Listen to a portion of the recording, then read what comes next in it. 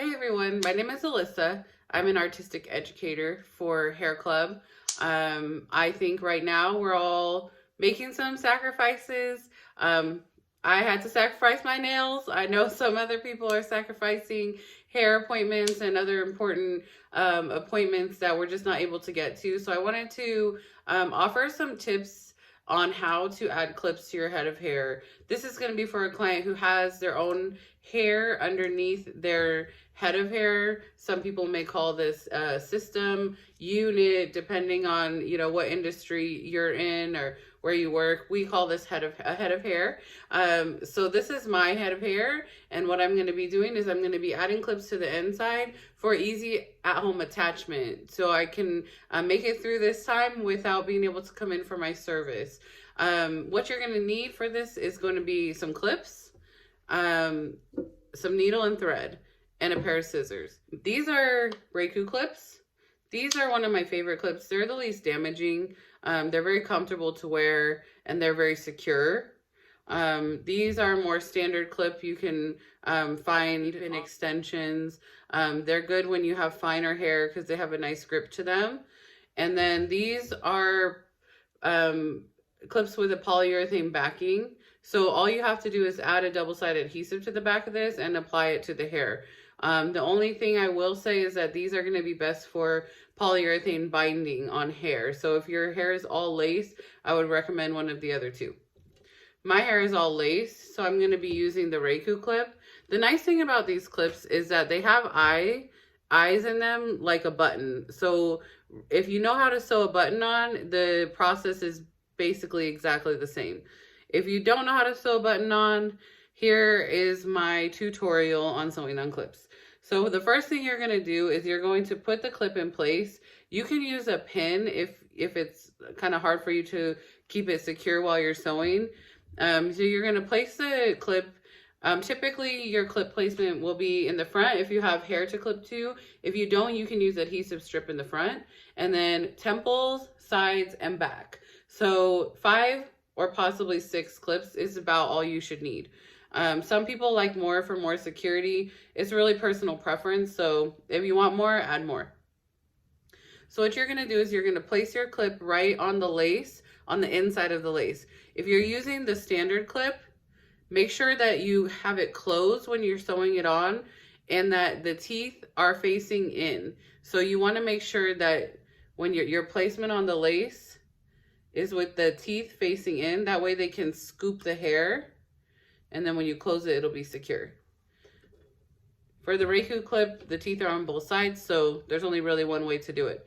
You're gonna want to get it pretty close to the edge of the head of hair, and then you're gonna take your needle. The needle has a tiny knot on the end of it, probably not visible.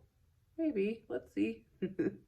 And you're going to just scoop it first through the lace.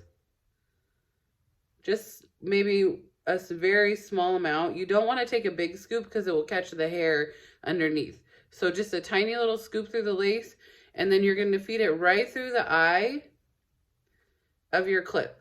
And then before you get to the end where your knot on your thread is, you see there's a little loop there. I'm going to stick my needle right through the loop, and that is going to create a knot. It's going to secure my clip in place. So it's really secure already. And then I'm going to loop through the same process about 3 times in each eye on the clip, just ensuring that it's nice and secure. Now, before I move to the next eye, on my last loop, I'm going to go back through my thread before I pull it all the way down, just to keep it nice and secure. And then I'm going to move on to my next eye. And I'm going to do the same thing, just a little bit of lace in there. And loop it right through the eye. And I'm going to fold this up so you can see a little better. I'm going to do this about 3 times on this side. And then once I feel like it's nice and secure, I'm going to just take my needle and thread and loop it back through just the thread here. Let's see how easy you can see this. It's kind of blurry. And what this is doing is creating a knot. a secure knot. So I'm going to do that just a couple times until I feel a firm like tug at the end of my thread. And that's how I know that the thread is not going to come loose. If you pull your thread and it kind of cinches the hair up, or the clip is still moving, your knot is not secure yet. So I'm basically just kind of looping it through the threads to make a knot. And now I've got one side done. So in order to finish this, I'm just going to repeat the exact same thing on the other side. I'm going to cut my thread first. Leave a little bit of a tail, just because if you go right to the edge, it can slip back through if you pull on it, and then your clip will come loose. So I'm going to tie another knot, and I'm going to complete the other side.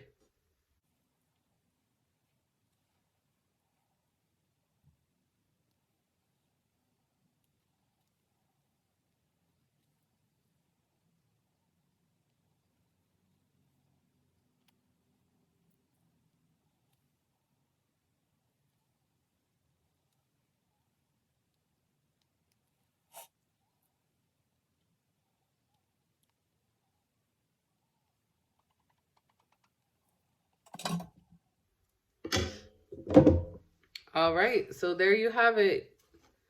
Clip application. My clip's ready to go. So I'm just gonna add a few more and my hair will be ready to apply.